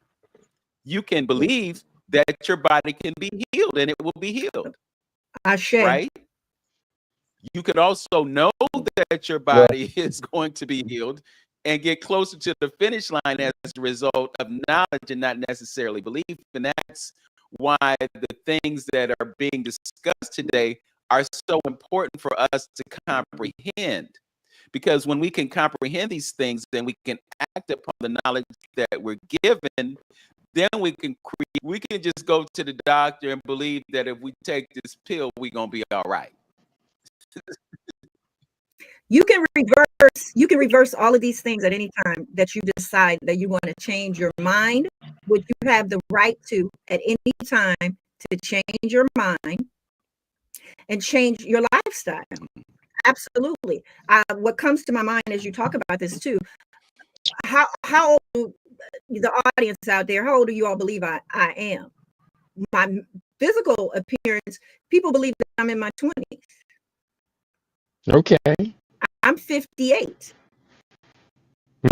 Right? Chef, I hadn't seen you physically in the flesh in a couple of years. And then when we got on the FaceTime a couple of weeks ago, and I called you to introduce you to Vince here, I leaned in. Are you aging backward? Like, what's going on there? Let's talk that talk, Chef. Tell them about the stem cell research. That's one of my most recent books. I recently produced from December through April 8 books for publication, and I regard the stem cell research as one of the most profound things I've ever done. What we have discovered is through a natural process from the inside out, proliferate, differentiate our stem cells. Now, for those unfamiliar, stem cells are the basic cells that our body uses to form as many as 200 different cells can manifest from a single stem cell, 200 different cell lines. So when we're replacing our body's cells at the rate of 300 million per minute, most of the time, that's going to be replaced from stem cells. They'll differentiate into what your body needs. Your body may need pancreatic beta cells, critically necessary for producing insulin. Your body may need, you have a tear in your skin. You need specific cells to repair the tear in your skin or the breach in your skin, and it repairs it from the inside out. That's the work of stem cells. What we have found is, number one, this is the cutting edge of Western medicine. AI search engine, and it will take you into this rabbit hole. But what we're finding is it's extremely expensive. Now, Brother Vince, Brother Antonio, you come to me for a condition, and I say, oh, I can treat your condition. Let's say it's sickle cell disease. You come to me for sickle cell disease for stem cell therapy. The cost of sickle cell treatment for stem cell therapy is anywhere from $2.1 million to $2.3 million. And that's for a single. Or you can come to me, Keidi Awadu, and I will say, well, let's regenerate your stem cells naturally, holistically. And I will therefore give you some supplements. I'll give you my stem cell smoothie. I've created my own smoothie, and it's got a lot of different ingredients in it, but it all comes down to we're going to proliferate your stem cells. For you to do the stem cell therapy naturally, using your own body's creation, it will cost you far less than $1,000. Compare 1,000 to 2.1 million. We can see why Western medicine really does not the crises of sickle cell. I will say this much. Much of what I am doing with the sickle cell therapy was learned from my friendship with Dr. Sabi. Dr. Sabi and I spent a good bit of time together privately talking about what we were doing and what was going on. And I did study Dr. Sabi's therapy for reversing stem cell or sickle cell in 30 days. Now, Dr. Sabi was not a research scientist like I'm doing, but essentially we looked at Dr. Sabi's protocol, and what it did was, yes, it caused stem cell revitalization, rejuvenation, and the beautiful thing about it is that stem cell regenerative work begins in about 2 to 4 days. Let the healing begin. 2 to 4 days that we are resetting our body from the inside out. It's a tough protocol. It's not impossible, but you do have to be strict about it. Okay. Another thing that we haven't talked about is arthritis. Mm. So, can you give us any insight or guidance as to things we can do to eliminate arthritis? The word arthritis contains the suffix itis. It's the same as colitis, same as enteritis, the same as any other disease. Just the itis. You eat to a wrong combination of foods, you fall asleep. That's your body's reaction to the inflammation caused by the ill combination of foods that you ate. So itis, arthritis, inflammation. Now, you can get stem cell therapy now for arthritis. You have two knees, you have two elbows, two wrists, two ankles, two shoulders. They will go, and two hips. They will go in and they will do stem cell therapy. It's about $5,000 per dose. Usually takes about 3 doses of the stem cell therapy to get the correction. And I'm not going to say they aren't correcting these problems. They have a record there, which is why they're charging $5,000 or so for it. To get a stem cell treatment for your right knee costs about $15,000 to $20,000. But for one person, Brother Reggie is his name, Kwame Reggie, he took my stem cell rejuvenation course. The course lasted, I think it was 56 days. He took my course, and not only did it fix his arthritic knee, it fixed his arthritic wrists, so he was able to finally start his push-up program. And before the end of the 56 days, he was doing 75 push-ups in a single time when he couldn't do any before. And he corrected his arthritic hip, where he was thinking maybe one day he would have to go in and get a hip replacement surgery, which is very, very expensive. He was able to go and start his morning high impact interval training, not only walking now, but now he's running every 90 seconds with HIIT. You run for 30 seconds, walk for 90 seconds. He was able to restart that within 56 days, and he took off, I think it was about 24 pounds or so in 56 days. So I do know the protocol in the stem cell therapy works. Okay. Just curious, and I heard you mention doing 250 push-ups, and you got a couple years on me, Chef. Uh, I have not really pushed myself to do push-ups every day. Mm-hmm. Uh, I do lift weights, but it's only like 2 or 3 times a week because I'm perhaps errantly understanding that you also have to give the body a chance to rest because the bodybuilding process is breaking down the muscle fibers and then allowing them to rebuild, and then they come back stronger because they want to prepare you for the next time you exert yourself that way. Mm-hmm.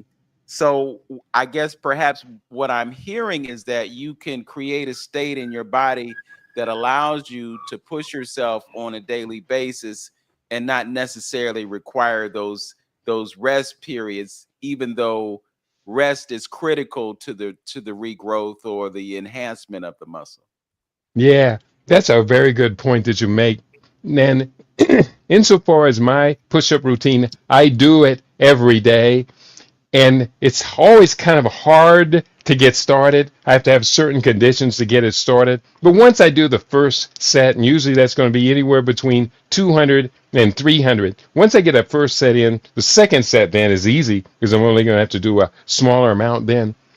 The key about it is for me is you have to really be in tune with your body, because sometimes I'm doing it, they'll find residual strain will hang around. And if that residual strain hangs around my neck or so, then I know I gotta go either a better warm up or I gotta go easier on the next time. But I've been doing this now for 2 years straight every day. And at one point, believe it or not, I had gotten up to consistently over 300. In fact, last year, it was around this time last year, maybe 2 years ago, that I set my lifetime record for a single set of push-ups at 450. So at age 68, to be able to accomplish a lifetime record of push-ups, I couldn't even do that when I was in my 20s.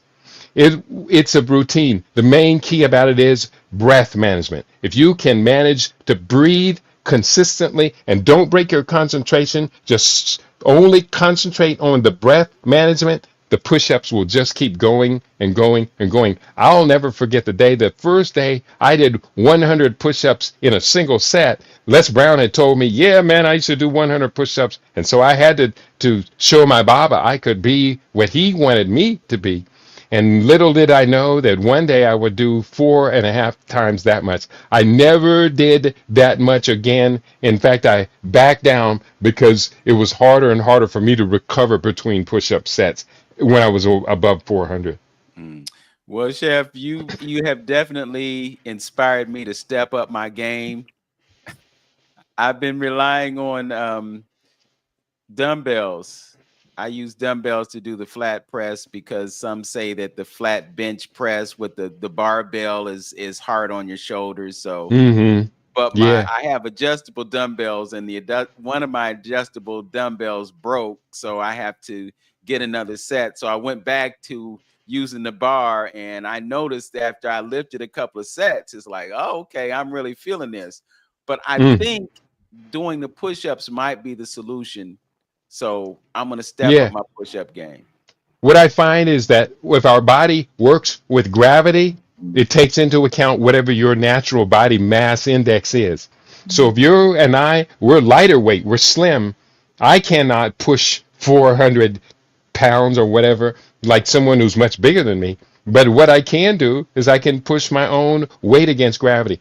The three types of exercise conditioning we must take on as we get older, there is weight training, there is balance training, and there's flexibility training. All three of those exercises are very necessary because as you are sure are very well aware, for many elderly people, the beginning of the end stage begins with a fall.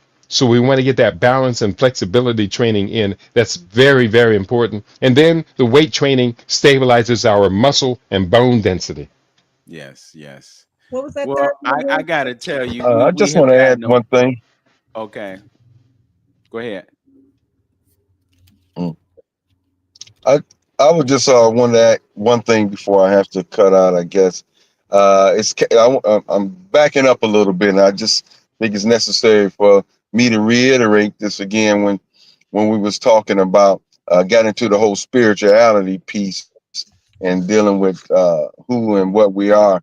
And it's a lot of it, deals with our consciousness and our what is our reality. A lot of information is floating these days if we are in Aquarius or what have you. But getting the right information or getting something that you can sink your teeth in that is factual that is important. So one of the things that it is done, books like the Kabbalion and Wayne's book Ancient Future that deals with universal principles. And I'm saying for us to because we here is 2025. We still debating a whole lot of things. We still ain't haven't come to an agreement on what we should be eating and what we shouldn't be eating. And it's 2025, and we still having these debates. But one of the things of I think with growth with knowledge and information, we in the West and most people look at when we talk about spirituality and God, we say God created nature. But our Hmm. African brothers say God is nature. And I think one of the keys of personally understanding the creator that resides within you is understanding nature, because that's God's handiwork and that is God. And once you Mm-hmm. get a good grounding on nature, on how things work in harmony and in balance and ecosystems and things, that draws you to a closer understanding of who and what you are in your relationships, and it probably could solve that debate that we always have about to eat or not to eat and our physical and things of that nature.